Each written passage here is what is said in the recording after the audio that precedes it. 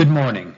This presentation explains why the Planning Commission must reject the appeal of KA Enterprises' competitor and its attempts to further delay this project.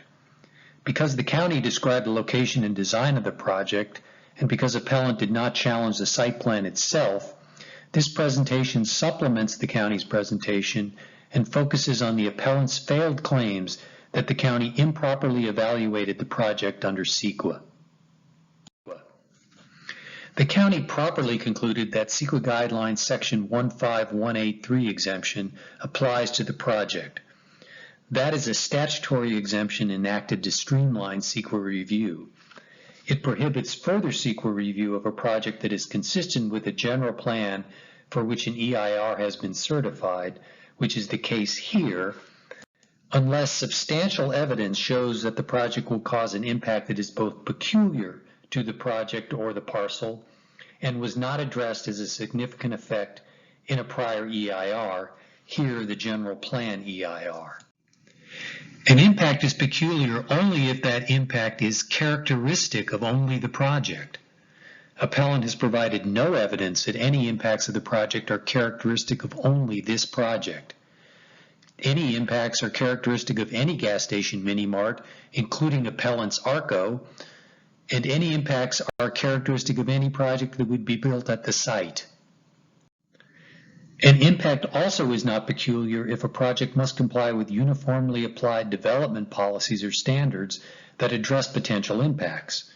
The project will comply with such policies and standards addressing these issues, so none of these impacts are considered peculiar. Not only does appellant fail to show any impacts are peculiar, it provides no evidence of impacts that were not analyzed as significant impacts in the general plan EIR, the second prong of the test. And because the general plan EIR adequately discussed potential offsite or cumulative impacts, 15183 limits the need for further CEQA analysis of those impacts as well. Even so, the project will comply with applicable general plan mitigation measures for cumulative impacts, another reason the 15183 exemption applies. Each of the CEQA issues raised by appellant fails under these standards. As to the septic system issue, the unusual circumstances exception cited by appellant does not apply because this is a statutory exemption, not a categorical exemption. Appellant also provides no evidence of any impacts that would be caused by the use of a septic system, and no evidence that any such impacts would be peculiar. The site currently has a septic system, as does appellant's ARCO and other commercial facilities. Also, the project must comply with county standards for septic system, so any impacts are not peculiar. Appellant's broad challenge to the legality of the county's TIF program also fails. Again, there is no evidence of any impacts that are peculiar to the project or were not addressed in the general plan EIR, including offsite and cumulative traffic impacts. The TIF is a uniformly applied county policy, and compliance with it means that any potential impacts are not peculiar. Payment of TIF fees is a general plan mitigation measure as well, and is a condition of the project confirmed by the findings of the zoning administrator. Appellant's claim that the traffic study was inadequate is wrong.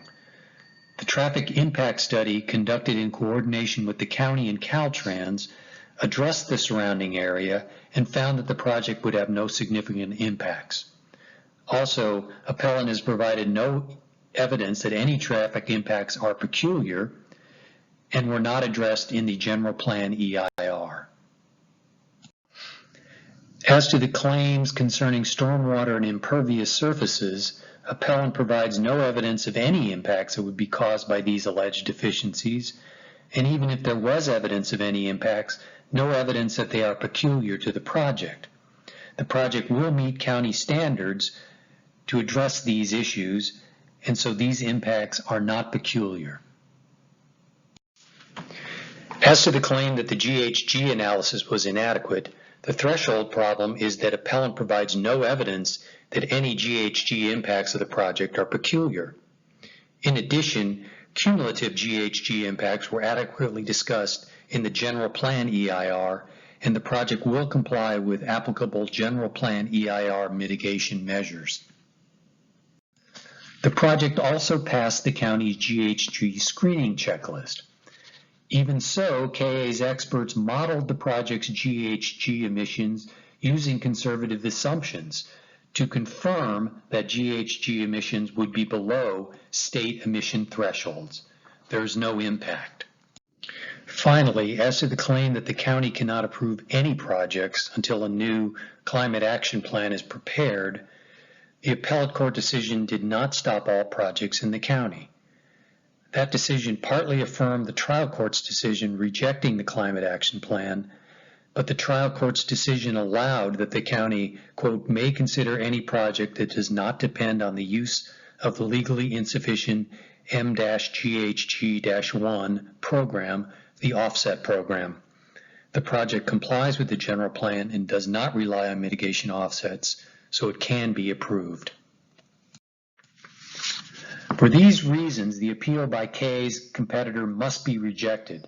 The county properly applied the 15183 exemption, and appellant has not provided substantial evidence that the project will cause any impacts, and that those impacts are peculiar to the project and were not adequately discussed in the General Plan EIR or addressed by mitigation measures in the General Plan EIR.